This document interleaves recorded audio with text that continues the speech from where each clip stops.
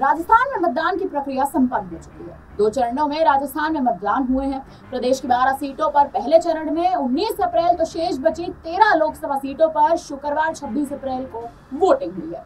दूसरे चरण में लगभग 64% मतदान हुआ है। लेकिन सवाल ये है कि आखिर फिर राजस्थान सरकार की आखिर किस बात की टेंशन राजस्थान सरकार में चल रही है। राजस्थान में लोकसभा चुनाव के लिए मतदान संपन्न हो चुके हैं और अब सभी को चुनाव के परिणामों का इंतजार सता रहा है। इस बीच चर्चाएं हैं कि लोकसभा चुनाव के बाद राजस्थान के मंत्रिमंडल की तस्वीर बदल सकती है। भजनलाल सरकार के मंत्रिमंडल का नए सिरे से गठन किया जा सकता है और कई बड़े नेताओं को मंत्रिमंडल से बाहर का रास्ता दिखाया जा सकता है। सूत्रों के अनुसार लोकसभा चुनाव के बाद राजस्थान के कई दिग्गज मंत्रियों के पद छिन सकते हैं। बताया जा रहा है कि चुनाव से पहले सीएम भजनलाल ने दिल्ली दरबार में काफी चक्कर लगाए हैं।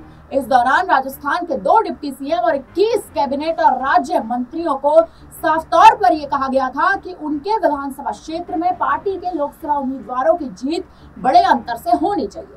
कहा यह भी जा रहा है कि जिन मंत्रियों के क्षेत्र में बीजेपी की हार होगी उन मंत्रियों की कुर्सी जा सकती है। ऐसे में जहां जहां पार्टी का परफॉर्मेंस खराब होने की संभावनाएं हैं, वहां के नेता और मंत्रियों की चिंताएं बढ़ चुकी हैं।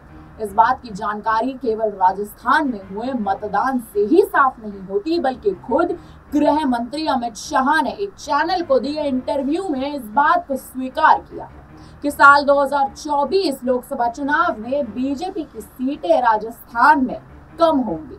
अमित शाह के मुताबिक राजस्थान में बीजेपी को 1 से 2 सीट कम मिल सकती हैं। चुनाव परिणाम से पहले शाह का बयान काफी अहमियत रखता है।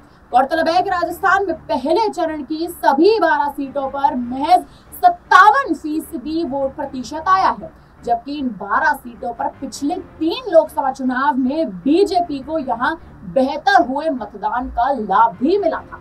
2009 में यह 48%, 2014 में 61% और साल 2019 में 63% मतदान हुआ था। लेकिन अब राजस्थान की तस्वीर बदलती दिखाई दे रही है।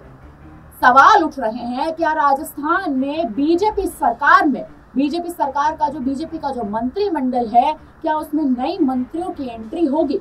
क्या जो अभी मौजूदा मंत्री हैं उनकी एग्जिट होने जा रही है? क्या कुछ विधानसभा क्षेत्रों में कांग्रेस बाजी मार सकती है? इन सभी सवालों के जवाब अब आपको क्या लगता है, आप हमें कमेंट सेक्शन में बताइएगा। फिलहाल इस खबर में इतना ही। कैसी लगी आपको खबर, वो भी हमें कमेंट सेक्शन में बताएं।